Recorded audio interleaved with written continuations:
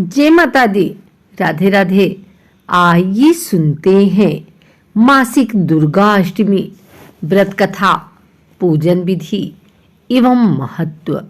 धार्मिक दृष्टि से मासिक दुर्गा अष्टमी का विशेष महत्व होना है। माना जाता है कि इस दिन विधि विधान से व्रत करने से माँ दुर्गा प्रसन्न होती हैं और भक्तों के सभी दुखों को दूर करती हैं। आइए जानते हैं इससे जुड़ी कथा के बारे में। पौराणिक मान्यता के अनुसार प्राचीन काल में असुर दंभ को महिषासुर नाम के एक पुत्र की प्राप्ति हुई थी, जिसके भीतर बचपन से ही अमर होने की प्रबल इच्छा थी। अपनी इच्छा को पूरा करने के लिए उसने अमर होने का वरदान हासिल करने के लिए ब्रह्मा जी की घोर तपस्या आरंभ की। महिषासुर द्वारा की गई इस कठोर तपस्या से ब्रह्मा जी प्रसन्न भी हुए और उन्होंने वैसा ही किया जैसा महिषासुर चाहता था। ब्रह्मा जी ने खुश होकर उसे मनचाहा वरदान मांगने को कहा। ऐसे में महिषासुर, जो सिर्फ अमर होना चाहता था, उसने ब्रह्मा जी से वरदान मांगते हुए खुद को अमर करने के लिए उन्हें बाध्य कर दिया। लेकिन ब्रह्मा जी ने महिषासुर को अमरता का वरदान देने की बात कहते हुए टाल दी कि जन्म के बाद मृत्यु और मृत्यु के बाद जन्म निश्चित है, इसलिए अमरता जैसी किसी बात का कोई अस्तित्व नहीं होता है। जिसके बाद ब्रह्मा जी की बात सुनकर महिषासुर ने उनसे एक अन्य वरदान मांगने का इच्छा जताते हुए कहा कि ठीक है स्वामी, अगर मृत्यु होना तय है तो मुझे ऐसा वरदान दे दीजिए कि मेरी मृत्यु किसी स्त्री के हाथ से ही हो। इसके अलावा अन्य कोई दैत्य, मानव या देवता कोई भी मेरा वध न कर पाए। जिसके बाद ब्रह्मा जी ने महिषासुर को दूसरा वरदान दे दिया।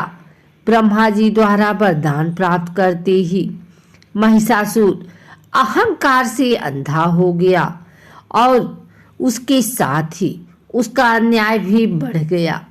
मौत के भय से मुक्त होकर उसने अपनी सेना के साथ पृथ्वी लोक पर आक्रमण कर दिया, जिससे धरती चारों तरफ से त्राहिमाम त्राहिमाम होने लगी।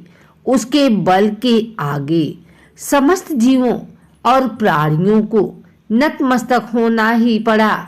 जिसके बाद पृथ्वी और पाताल को अपने अधीन करने के बाद अहंकारी महिषासुर ने इंद्रलोक पर भी आक्रमण कर दिया, जिसमें उन्होंने इंद्रदेव को पराजित कर स्वर्ग पर भी कब्जा कर लिया। महिषासुर से परेशान होकर सभी देवी देवता त्रिदेवों के पास सहायता मांगने के लिए पहुंचे। इस पर विष्णु जी ने उसके अंत के लिए देवी शक्ति के निर्माण की सलाह दी, जिसके बाद सभी देवताओं ने मिलकर देवी शक्ति की सहायता के लिए पुकारा और इस प्रकार को चुनकर सभी देवताओं के शरीर में निकले तेज ने एक अत्यंत खूबसूरत सुंदरी का निर्माण किया। उसी तेज से निकली माँ आदिशक्ति, जिसके रूप और तेज से सभी देवता आश्चर्यचकित हो गए। त्रिदेवों की मदद से निर्मित हुई देवी दुर्गा को हिमवान ने सवारी के लिए सिंह दिया और इसी प्रकार वहां मौजूद सभी देवताओं ने माँ को अपने एक एक अस्त्र शस्त्र सौंपे और इस तरह स्वर्ग में देवी दुर्गा को इस समस्या हेतु तैयार किया गया। माना जाता है कि देवी का अत्यंत सुंदर रूप देखकर महिषासुर उनके प्रति बहुत आकर्षित होने लगा और उसने अपने एक दूत के जरिए देवी के पास विवाह का प्रस्ताव पहुंचाया। अहंकारी महिषासुर की इस अच्छी हरकत ने देवी भगवती को अत्यधिक क्रोधित कर लिया। इसके बाद मां ने महिषासुर को शुद्ध के लिए ललकारा। मां दुर्गा से युद्ध की ललकार सुनकर ब्रह्मा जी से मिले वरदान के अहंकार में अंधा महिषासुर उनसे युद्ध करने के लिए तैयार भी हो गया।